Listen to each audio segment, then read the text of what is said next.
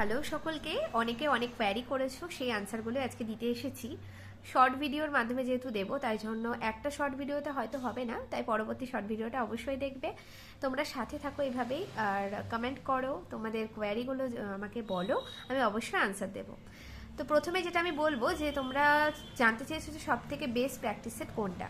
দেখো, practice set করবে কি করবে সেটা সবাই বলবে, তবে তার সাথে আমি আর একটা জিনিস অ্যাড করবো, সেটা হলো যে তোমরা ফার্স্টেই লাইফ সায়েন্স বা ফিজিক্যাল সায়েন্স এরকম সব সাবজেক্টের কয়েকটা টপিক চুজ করো যেগুলো বেশি ইম্পর্টেন্ট।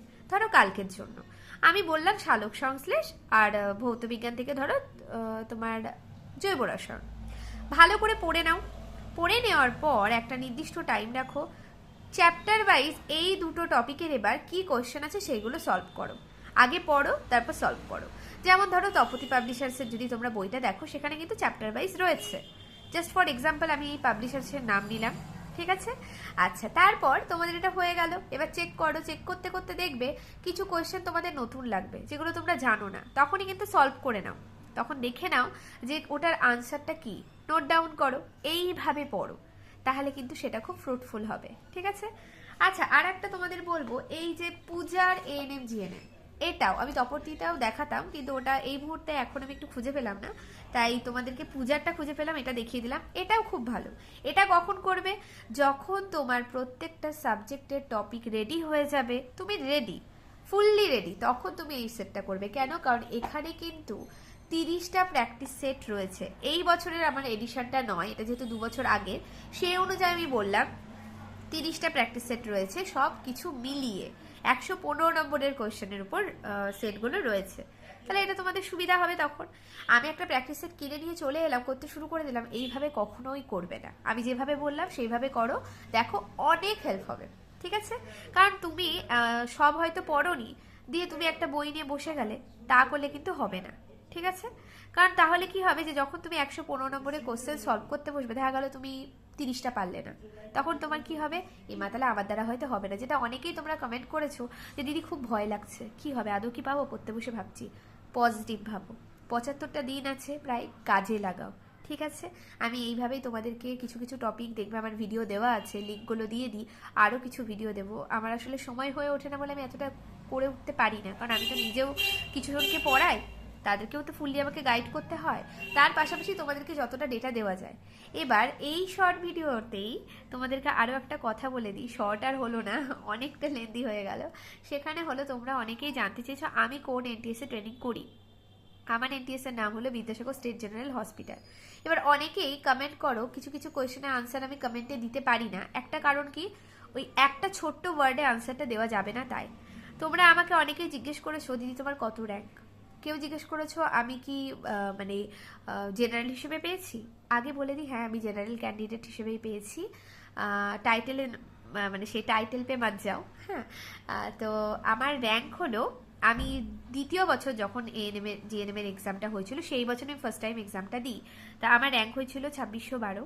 এবার তোমাদেরকে এটা বলে দিই যে এই র্যাঙ্কটা কিন্তু তোমরা অনেকেই জানো, এএনএম জিএনএম মিলিয়ে এই র্যাঙ্কটা, ঠিক আছে? এএনএমদের আলাদা কোনো র্যাঙ্ক দেয়নি। এবার তোমাদেরকে যেটা বলার, যেটা আমি কমেন্টে বলতে পারছিলাম না, আমি কিন্তু আমার 8 নম্বর চয়েস ডায়মন্ড হারবারে পেয়েছিলাম।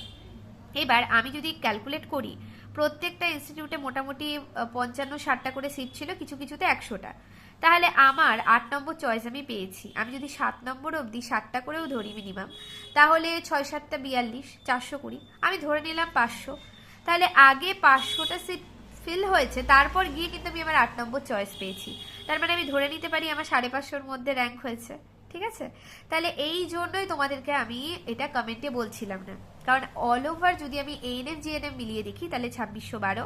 আর যদি আমি আমাদের এএনএম এর র্যাঙ্কটা আলাদা করে দিত, তাহলে আমার মোটামুটি কিন্তু 550-র মধ্যে র্যাঙ্ক হয়েছে, তাই জন্যই কিন্তু আমি আমার 8 নম্বর চয়েস ডায়মন্ড হারবার পেয়েছিলাম। তারপর আমাদের বেলায় স্পট কাউন্সিলিং হয়েছিল, আমি চেয়েছিলাম মুর্শিদাবাদের কোনো ইনস্টিটিউটে যদি আমি পাই, সেই জন্য গেছিলাম। জেনারেল ক্যান্ডিডেট, তাই জন্য পাইনি, মুর্শিদাবাদের সিট ফাঁকা ছিল না, তাই আমি বেহালাতে তোমার বিদ্যাসাগর হসপিটাল চুজ করি, সেখানে আমি ট্রেনিংরত এখন। আর যেটা বলার, আবারও বলছি, দেখেছো ভিডিও করতে গিয়ে কত পরিশ্রম করতে হয়, তো অবশ্যই তোমরা সাপোর্ট করো, তোমাদের আনসার আমি দিয়ে দিলাম। আর একটা যেটা তোমরা কোয়ারি করেছো, অনেকেই দেখলাম যে আমাদের এনটিএসে হস্টেল আছে কিনা, হ্যাঁ আছে, কিন্তু ফার্স্ট ইয়ারে আমরা পাইনি, কারণ আমাদের আগের ব্যাচের তার আগের ব্যাচের দিদিরা অনেকজন ছিল, সেই জন্য সেই রকম সিট ছিল না, কিছুজন পেয়েছিল। আর এই বছর আমরা পেতাম, কিন্তু আমরা যেহেতু বাইরে থাকি তাই জন্য আর হোস্টেল নিইনি। তো এই ডেটাগুলো তোমাদেরকে দিলাম, তোমরা অবশ্যই জানিও কেমন লাগলো, তোমরা তোমাদের আনসার পেয়েছো কিনা। আরও কিছু কোয়ারিজ রয়েছে, সেগুলো আবার পরবর্তী ভিডিওতে দেবো। তোমরা অবশ্যই নিজেদের যারা ফ্রেন্ড আছে সেই সার্কেলে অবশ্যই আমার ভিডিওগুলো শেয়ার করো, যদি কারোর উপকার হয়। আর সব সময় একটা কথাই বলবো, হিংসা করবে না, চেষ্টা করো, ঠিক আছে?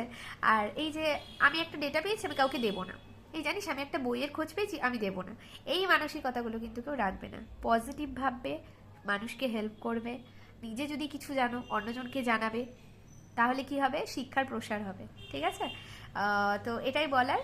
তো তোমরা আমাকে খুব সাপোর্ট করেছো, কয়দিনের মধ্যেই 600 সাবস্ক্রাইবার হতে চলেছে, আর 4জন বাকি।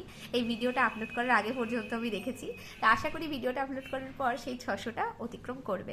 আমি কিন্তু আগে ভিডিও দিতে পারছিলাম না, সময়ের বড্ড অভাব, কিন্তু এখন চেষ্টা করছি এর মধ্যে থেকে সময় বের করে ভিডিও করার, যাতে তোমাদের আমি হেল্প করতেও পারি, আর আমারও যাতে ছোট্ট স্বপ্ন আমার এই ইউটিউব জার্নিটা একটু ভালোভাবে এগিয়ে নিয়ে যাওয়ার।